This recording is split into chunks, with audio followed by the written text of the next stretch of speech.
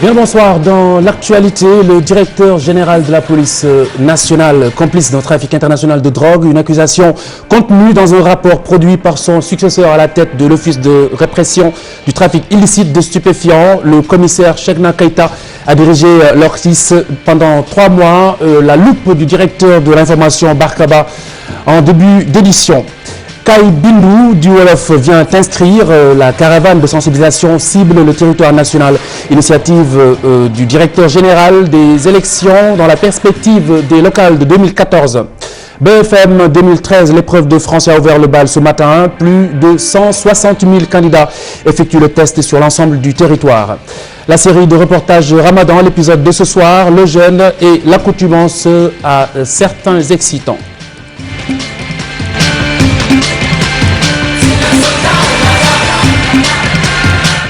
Le directeur général de la police nationale est accusé d'être au cœur d'un trafic international de drogue. L'auteur des accusations, son successeur à la tête de l'Office central de répression du trafic illicite de stupéfiants, le commissaire Cheikhna Keita, a dirigé l'OCRTIS pendant 3 mois. Il affirme dans son rapport que le patron de la police nationale, Abdoulaye Niang, entretenait des trafiquants de drogue et tenait même son propre business. C'est un récit d'Ibrahim Khan.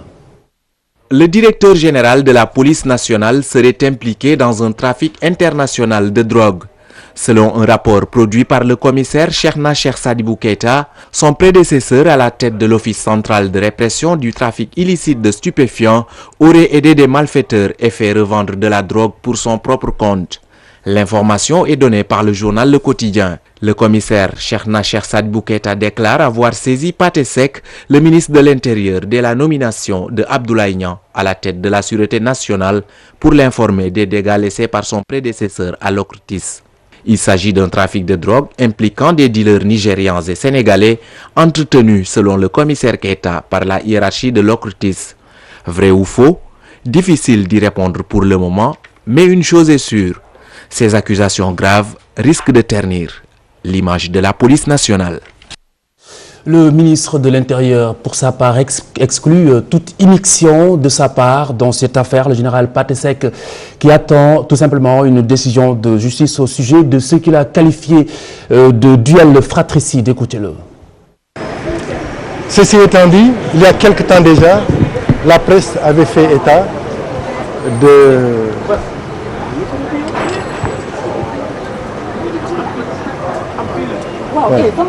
Il y a quelque temps également, la presse avait fait état d'informations, de révélations concernant donc cette affaire.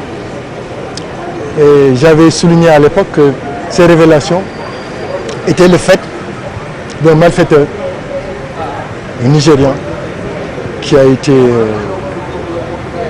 arrêté, mis à la disposition de la justice.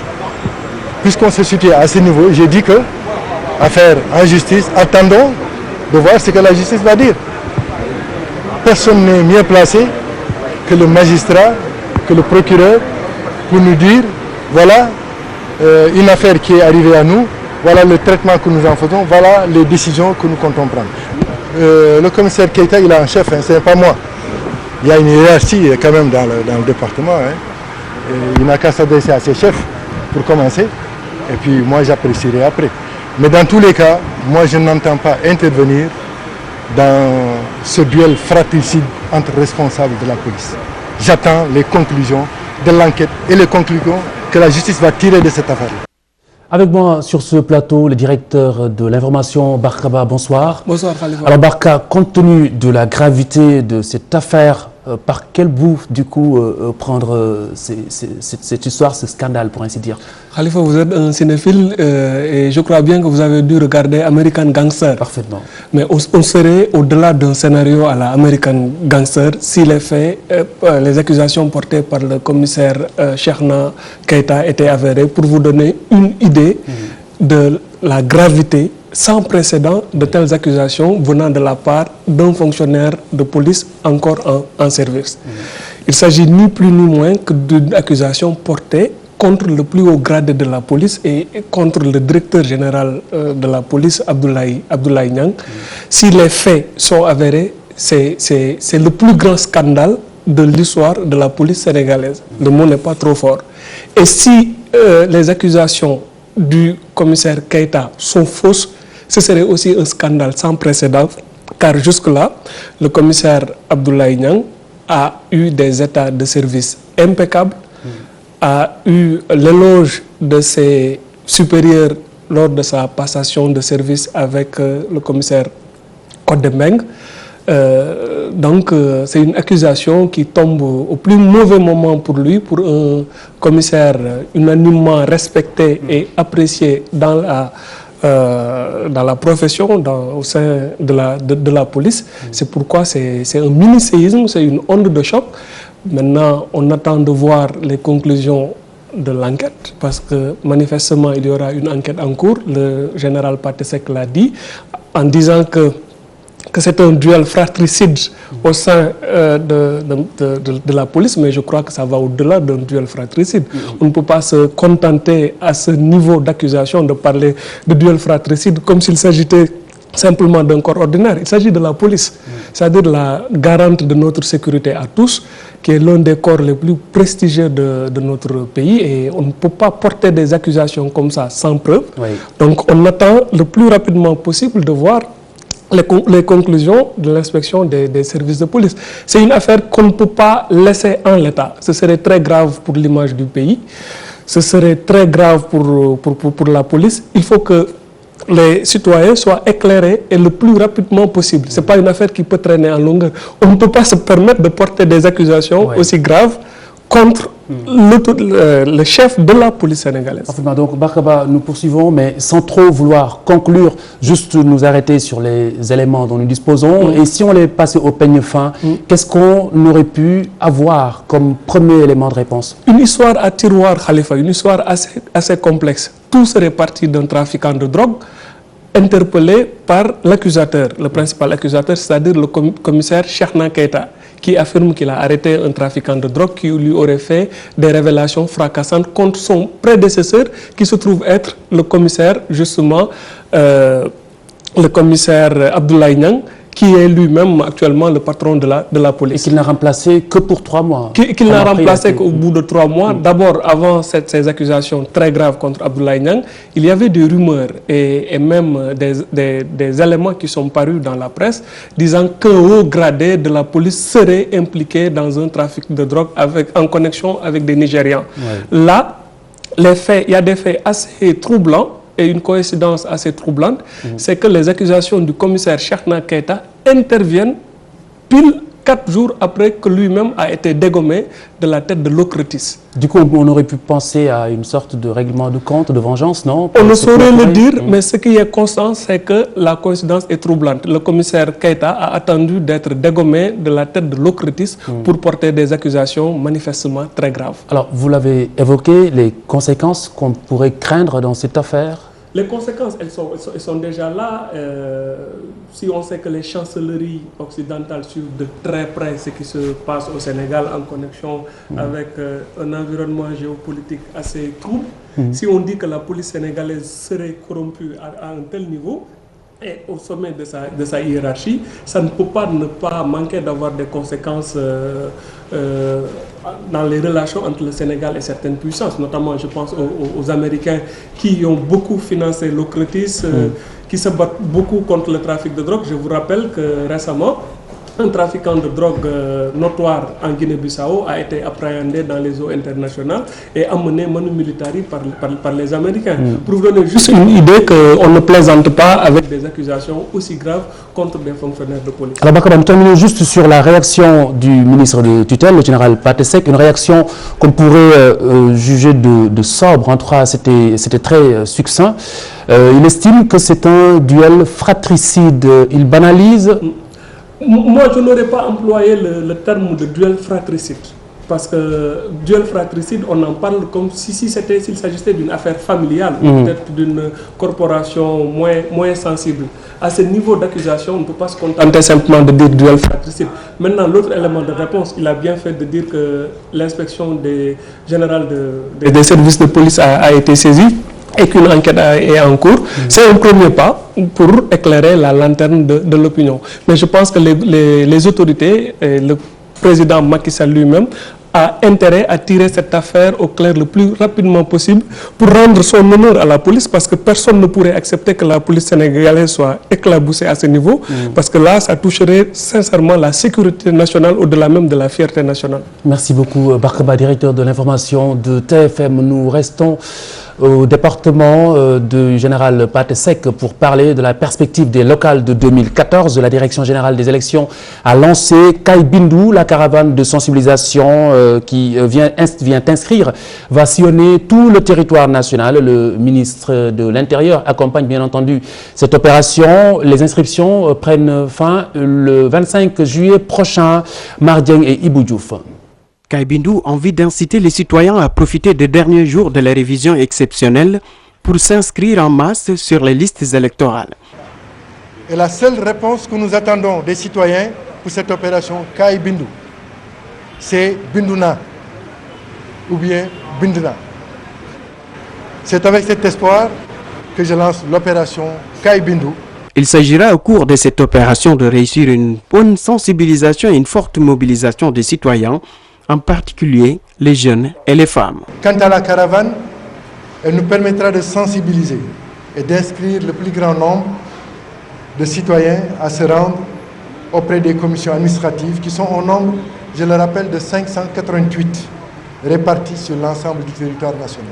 Pour relever ce défi, la commission a un programme ambitieux avec l'intensification de l'itinérance des commissions administratives sur l'ensemble du territoire national. Un axe sud-est-centre qui va de Mbour, Fatick, Nioro, Kaffrine, Tambacounda, Kédougou, Vélingara, Kolda, Ziguinchor, Kaolack, Diourbel, Bambey et Thiès. Ensuite, un deuxième axe, c'est l'axe nord. Tivaouane, Kébémer, Louga, Saint-Louis, Dagana, Podor, Matam, Ourossogui, Linguère, Dara, Darou Mourti, Touba Mbacké. Et le troisième axe, c'est celui de Dakar, Pékin, Guédiawaye, Rufisque, Bargny. L'opération Kay Bindu est initiée par la Direction générale des élections. Il s'agit d'une campagne de communication et de sensibilisation destinée aux Sénégalais en âge de voter. Objectif, favoriser une large participation aux différentes opérations préélectorales et électorales au Sénégal. Nouvelle alliance pour la sécurité alimentaire et la nutrition. Le Sénégal a officialisé son adhésion. L'organisation, à l'initiative du sommet du G8, a élaboré un programme décennal pour sortir 50 millions d'individus de la pauvreté. Le Sénégal qui s'engage par ailleurs à assainir l'environnement économique, ce pour attirer davantage les investisseurs internationaux.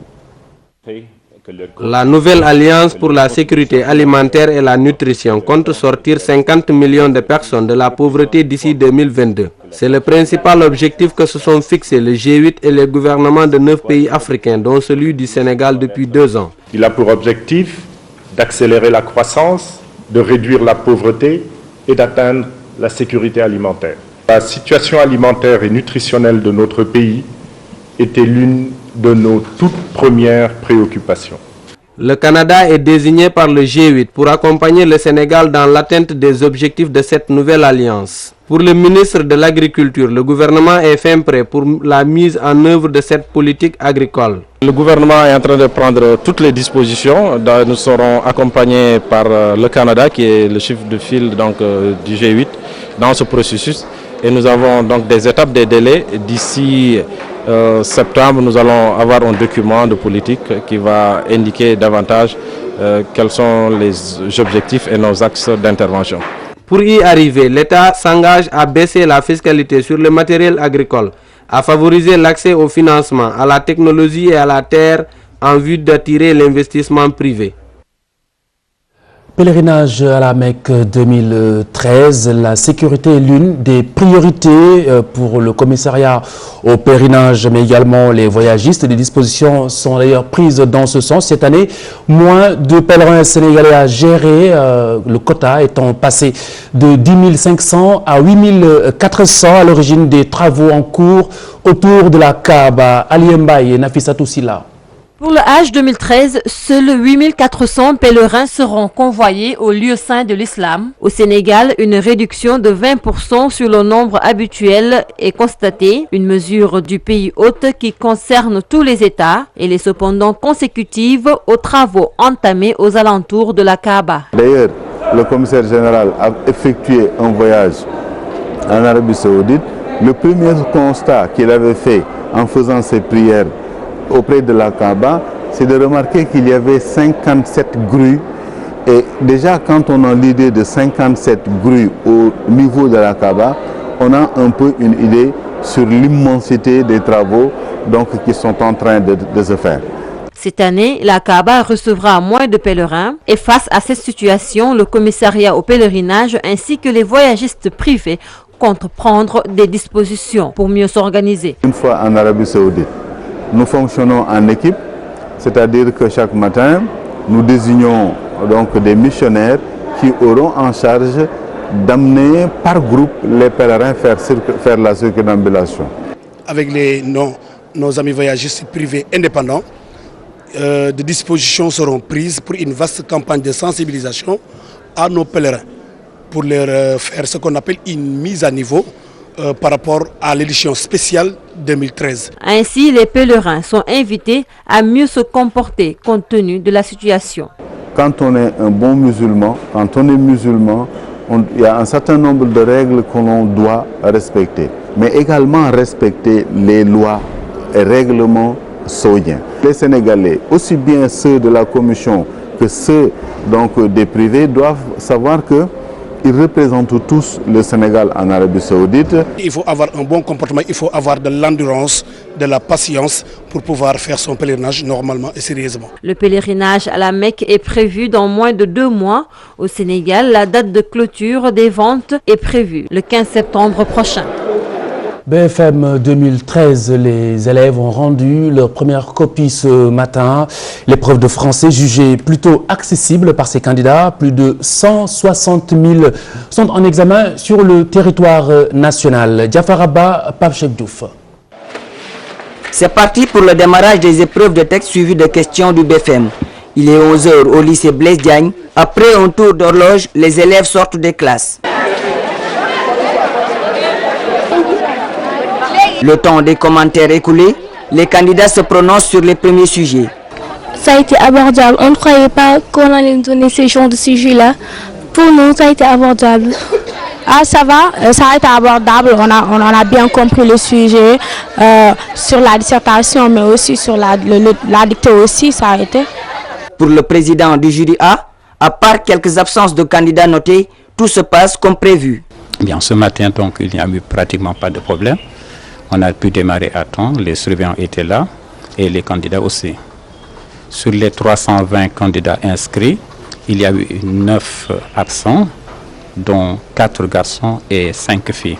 Cette année, 162 914 candidats sont appelés à passer les examens du BFM, un parchemin qui, sans doute, leur ouvrira les portes du lycée. Le concours général 2013, l'analyse des résultats se poursuit. Le ministre de l'Éducation note une baisse de niveau dans les disciplines scientifiques notamment. Les professeurs partagent l'avis de Serigne Mbaye Thiam et incriminent selon eux la mauvaise politique de l'enseignement scientifique et technique.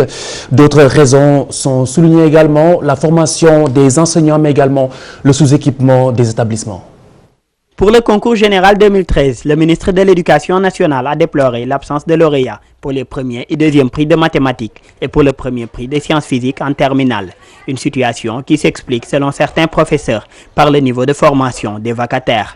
C'est depuis où il y a le niveau de recrutement des enseignants, parce que quand on recrute des vacataires, dans certains établissements même, dans les lycées où il y a des vacataires qui tiennent des classes de terminale S, là, il y a un problème. Il faut recruter des enseignants de qualité. D'abord, quelqu'un qui n'a jamais fait sa formation, la FASTEF est là. Mais la priorité, tant que l'enseignant n'a pas été formé à la FASTEF, je me demande comment pourra-t-il dispenser ces enseignements. Cette baisse du niveau des élèves dans les matières scientifiques est aussi liée à leur lacune en français, la langue d'apprentissage. Souvent, si l'élève a un niveau faible en mathématiques, cela veut dire que ça va se répercuter au niveau donc de son niveau en sciences physiques et en SVT. Et aujourd'hui aussi, le problème qui se pose aussi, si vous voulez parler donc de façon générale, il y a aussi toutes ces disciplines sont enseignées en utilisant la langue française. Et aujourd'hui, on se rend compte que aussi beaucoup de nos élèves ont un problème en français, qui est le support qui permet donc aux enseignants, aussi bien en sciences physiques, en SVT, en mathématiques, donc de s'adresser et de communiquer donc, par rapport donc, aux élèves. Pour un enseignement scientifique de qualité, des solutions sont préconisées. Parmi elles, le renforcement de la capacité des élèves dans les sciences dès le collège. Mais je ne peux pas comprendre que des matières comme les mathématiques, comme les SVT, sciences de la vie et de la terre, que les élèves puissent commencer l'apprentissage dès la classe de 6e. Et qu'on dise en général que par faute de moyens, les élèves ne peuvent, et de façon générale, les 80% de nos élèves commencent les scientifiques dès la classe de seconde. C'est une aberration. Ces professeurs scientifiques souhaitent par ailleurs avoir plus de laboratoires pour intéresser les élèves aux sciences. Ils appellent aussi à la convocation des états généraux de l'enseignement scientifique. Pays de la CEDEAO, les réseaux des personnes vivant avec le VIH-Sida veulent plus de mesures des États membres contre la stigmatisation et la discrimination. Une rencontre est en cours d'ailleurs à Dakar dans ce sens. Le combat va s'appuyer sur le vécu de victimes, des expériences relevées grâce à des enquêtes sur le terrain. Khadim Sissé, Fatou Kinedem. Enquêter, comprendre, évaluer les expériences liées à la discrimination et à la stigmatisation. Les réseaux des personnes vivant avec le VIH des pays membres de la CEDEAO seront outillés pour lever ces barrières. L'atelier-ci que nous tenons vise beaucoup plus à renforcer les capacités des personnes infectées par le VIH qui déjà mènent des actions sur le terrain en vue de réduire cette stigmatisation.